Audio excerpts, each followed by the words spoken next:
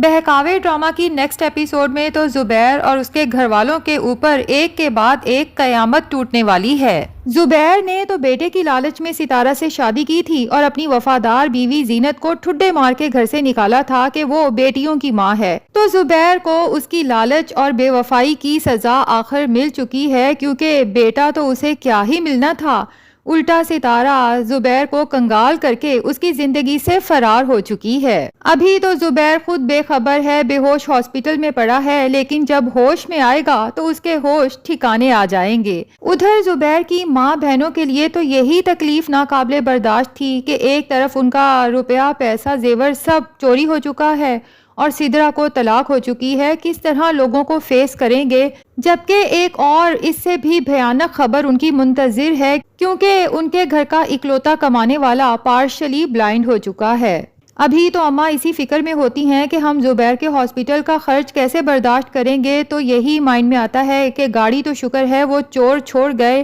اسی کو بیچ کے زبیر کے ہاسپٹل کا بل فی الحال ادا کر دیتے ہیں۔ اور پھر شجاع جب آ کے گھر والوں کو بتاتا ہے کہ ڈاکٹر نے کہا ہے کہ زبیر کو جو زہر دیا گیا ہے اس سے اس کی موت تو نہیں ہوئی، لیکن اس کی بینائی پہ اثر پڑا ہے۔ یہ سننے کے بعد تو اماں اور بہنوں کے ہاتھ پاؤں مزید پھول جاتے ہیں اور اللہ سے گلہ کرتی ہیں کہ یا اللہ، ہم نے ایسا کون سا گناہ کر دیا تھا کہ ہم پہ ایک کے بعد دوسری قیامت ٹوٹ رہی ہے۔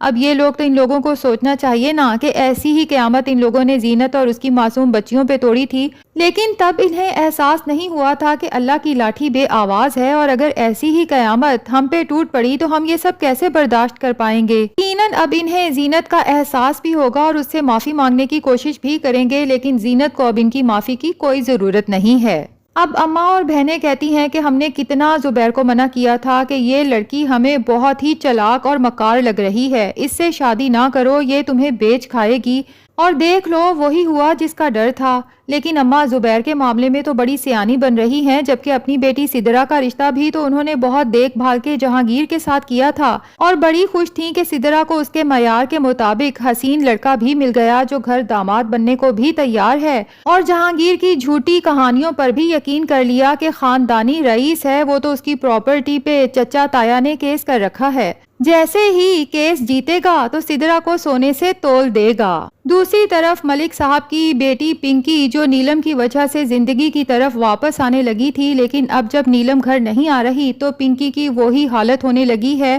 نہ کچھ کھاتی ہے پیتی ہے، نہ دوائی لیتی ہے، بس ہر وقت روتی رہتی ہے کہ پنکی باجی کو بلا دیں، وہ بہت اچھی ہیں، وہ مجھ سے بہت پیار کرتی ہیں۔ تو ملک صاحب اپنی بیٹی پنکی سے وعدہ کرتے ہیں کہ اگر وہ کھانا کھا لے اور میڈیسن بھی لے لے تو وہ پنکی کو خود لے کے آئیں گے۔ اب پنکی اپنے باپ کی اس شرط پہ بات مان جاتی ہے تو ملک صاحب نیلم کو کال کرتے ہیں کہ آپ گھر آئیں، مجھے آپ سے کچھ ضروری بات کرنی ہے۔ نیلم تو کافی خوف زدہ ہو جاتی ہے اور زینت سے کہتی ہے پتہ نہیں اب اس اسلم نے ملک صاحب کو کیا کہا ہے کہ انہوں نے مجھے گھر بلا لیا ہے۔ زینت کہتی ہے تمہیں پریشان ہونے کی کوئی ضرورت نہیں، میں تمہارے ساتھ چلوں گی۔ اب جب یہ دونوں وہاں پہنچتی ہیں تو ملک صاحب پوچھ ہی لیتے ہیں کہ وہ گنڈا موالی بدماش اسلم آخر تمہارے خلاف اتنا کیوں بول رہا تھا۔ اس سے پہلے کہ نیلم کچھ کہے زینت کہتی ہے ملک صاحب میں آپ کو سب سچ بتاتی ہوں، اور پھر زینت شروع سے لے کے آخر تک اسلم کی ساری کارستانیاں ملک صاحب کو بتا دیتی ہے کہ کس طرح یہ میرے پیچھے پڑا تھا، پہلے میرا گھر خراب کیا،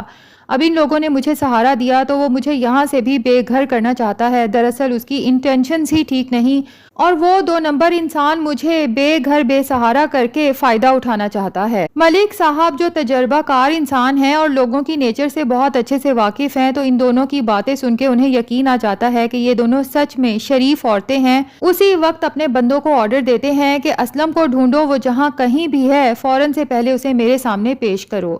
جبکہ اسلم ڈھابے پہ بیٹھا سوچ رہا ہوتا ہے کہ اچھا ہی ہوا کہ زبیر کو اس کی چھوٹی بیوی نے زہر دے دی، خس کم جہاں پاک، اس زبیر کو اب بچنا نہیں چاہیے، اسے مر ہی جانا چاہیے۔ اور پھر جب زینت بیوہ ہو جائے گی تو اس کے پاس کوئی اور چارہ نہیں ہوگا میرے ساتھ نکاح کرنے کے علاوہ۔ جو کچھ زبیر کرتا پھر رہا تھا اس کی حرکتوں کی سزا تو اسے یہی ملنی تھی، لیکن اسلم کو یہ نہیں پتا کہ اس کی اپنی حرکتوں کی سزا بھی اسے ملنے والی ہے، کیونکہ ملک صاحب کے بندے اسلم تک پہنچتے ہیں اور اسے فوراً اپنے ساتھ چلنے کا کہتے ہیں۔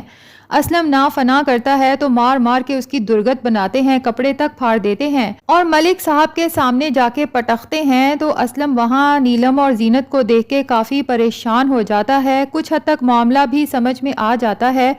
ملک صاحب سے معافی مانگتا ہے کہ مجھ سے کیا غلطی ہو گئی کہ آپ کے بندوں نے میرا یہ حشر کیا، تو ملک صاحب کہتے ہیں حشر تو تمہارا اس سے بھی برا ہونا چاہیے تھا، جو کچھ تم کرتے پھر رہے ہو تمہیں شرم نہیں آتی، شریف عورتوں پہ گندی نظر رکھتے ہو اور انہیں اپنے استعمال کے لیے بلیک میل کرتے ہو، میں چاہوں تو ابھی کی ابھی تمہیں پولیس کے حوالے کر سکتا ہوں، لیکن فی الحال میرے خیال سے اتنی ٹھکائی ہی کافی ہے، عقل مند ہوئے تو سمجھ جاؤ گے۔ اسلم تو فوراً آنکھوں میں آنسو لیے ہاتھ جوڑ کے نیلم اور زینت سے معافی مانگتا ہے اور ملک صاحب سے کہتا ہے کہ آج کے بعد آپ کو کبھی شکایت کا موقع نہیں ملے گا، اور ملک صاحب اسلم کے سامنے ہی زینت اور نیلم سے کہتے ہیں کہ آپ لوگ بے فکر ہو جائیں، مجھے اور اس گھر کو اپنا ہی سمجھیں، جب بھی کوئی مشکل درپیش ہو ہمارے گھر کے دروازے آپ دونوں کے لیے ہمیشہ کھلے ہیں۔ تو فائنلی زینت کو اس منحوس اسلم سے تو چھٹکارا مل ہی جائے گا، لیکن نیلم آپ سے خاص طور پہ درخواست ہے کہ آج کے بعد آپ نے پنکی سے ملنا نہیں چھوڑنا۔ اور ادھر ستارہ اور جہانگیر نے چونکہ ایک گندے سے ہوٹل میں پناہ لی ہے تو ستارہ کو اب جہانگیر پہ بہت غصہ آتا ہے کہ ہمیں مزید کتنے دن یہاں رہنا پڑے گا۔ جہانگیر کہتا ہے کہ جب تک ہمارے سر سے خطرہ ٹل نہیں جاتا، کیونکہ اب تک تو سب گھر والوں کو نہ صرف ہوش آ چکا ہوگا بلکہ زبیر نے ہمارے پیچھے پولیس بھی لگا دی ہوگی ہماری تلاش کے لیے۔ تو ستارہ کہتی ہے زبیر کو ہوش آئے گا تب نہ، اب تک تو زبیر منو مٹی کے نیچے ہوگا، جس پہ جہانگیر حیران ہو کے پوچھتا ہے کہ کیا مطلب، تو ستارہ اسے بتا ہی دیتی ہے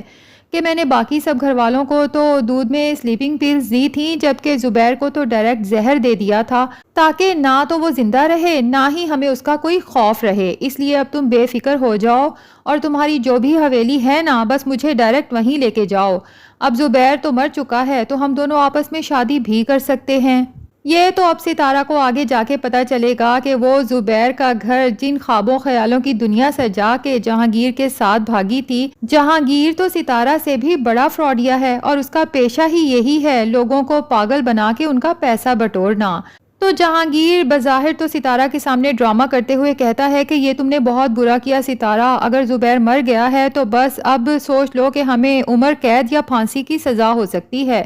دراصل وہ ستارہ کو ڈرا دھمکا کے اپنے قبضے میں رکھنا چاہتا ہے، کیونکہ اب وہ ستارہ کو بھی اسی کام کے لیے استعمال کرنا چاہتا ہے، کیونکہ جہانگیر تو صرف امیر عورتوں کو پھنساتا تھا اور پھر ان کا پیسہ لوٹ کے فرار ہو جاتا تھا، تو وہ سوچتا ہے کہ ستارہ امیر آدمیوں کو پھنسا کے ان کا پیسہ لوٹنے کے کام آئے گی، تو ان دونوں کے برے کام کا بھی بہت جلد برا ہی انجام دکھایا جائے گا۔ جبکہ دوسری طرف زبیر جب ہوش میں آتا ہے تو اسے سب دھندلا دھندلا دکھائی دیتا ہے، تو وہ پریشان ہو کے اپنی ماں سے کہتا ہے